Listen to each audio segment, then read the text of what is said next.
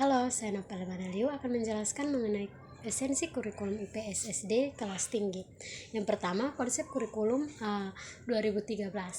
Pengertian kurikulum secara etimologis, istilah kurikulum atau kurikulum berasal dari bahasa Yunani yaitu kurir yang artinya pelari dan kurere yang berarti tempat berpacu. Kurikulum 2013 merupakan sebuah kurikulum yang mengutamakan pemahaman skill pendidikan yang berkarakter. Kompetensi untuk kurikulum dirancang sebagai berikut. Yang pertama, isi atau konten kurikulum. Yang kedua, kompetensi inti. Yang ketiga, kompetensi dasar. Yang keempat, kompetensi inti dan pendidikan menengah. Yang kelima, kompetensi inti menjadi unsur organisator. Yang keenam, kompetensi dasar yang dikembangkan berdasarkan pada prinsip akumulatif. Yang ketujuh, silabus. Dan yang kedelapan, rencana pelaksanaan pembelajaran. Yang kedua, pendidikan ilmu pengetahuan sosial. Kita sering disebut dengan IPS, merupakan satu bahan kajian yang terpadu yang menimpakan penyederhanaan, adaptasi, seleksi dan modifikasi dari organisasi, dari konsep dan keterampilan sejarah, geografi, sosiologi, antropologi, dan ekonomi. Yang berikut pengorganisasian isi materi IPS. Pembelajaran adalah satu konsep di mana organisasi dianggap mampu untuk terus-menerus melakukan proses pembelajaran sehingga organisasi tersebut memiliki kecekapan berpikir dan bertindak dalam merespon pemahaman yang muncul. Tujuan IPS bagi peserta didik. IPS bertujuan untuk mengembangkan sikap belajar yang baik.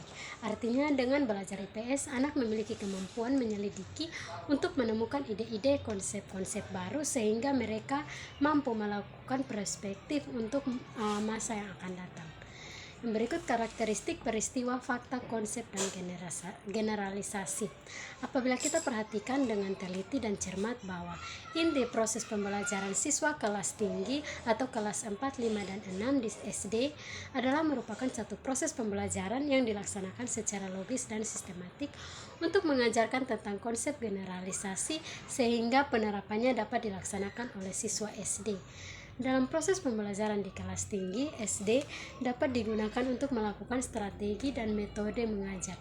Metode mengajar yang dapat digunakan dalam dilaksanakan guru dalam proses pembelajaran kepada siswa kelas tinggi di SD yaitu sebagai berikut. Yang pertama, ceramah, tanya jawab, diskusi, simulasi, permainan peran, pemeran masalah, karya, penugasan, proyek, studi kasus, dan lain-lain.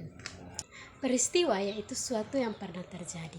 Fakta adalah sesuatu yang telah diketahui kebenarannya. Konsep adalah suatu istilah pengungkapan abstrak yang digunakan untuk tujuan mengklasifikasikan atau mengkategorikan suatu kelompok dari suatu benda, gagasan, atau peristiwa. Generalisasi adalah prinsip-prinsip atau rules atau aturan yang dinyatakan dalam kalimat yang tidak sempurna. Hubungan antara peristiwa, fakta, konsep, dan generalisasi dapat disimpulkan bahwa konsep menghubungkan fakta-fakta dan generalisasi menghubungkan konsep. Dengan hubungan itu tentunya hubungan pola penyempurnaan makna yang menggambarkan hasil pemikiran yang lebih tinggi. Hasil pemikiran tersebut merupakan kemungkinan yang akan terjadi. Sekian penjelasan dari saya, terima kasih.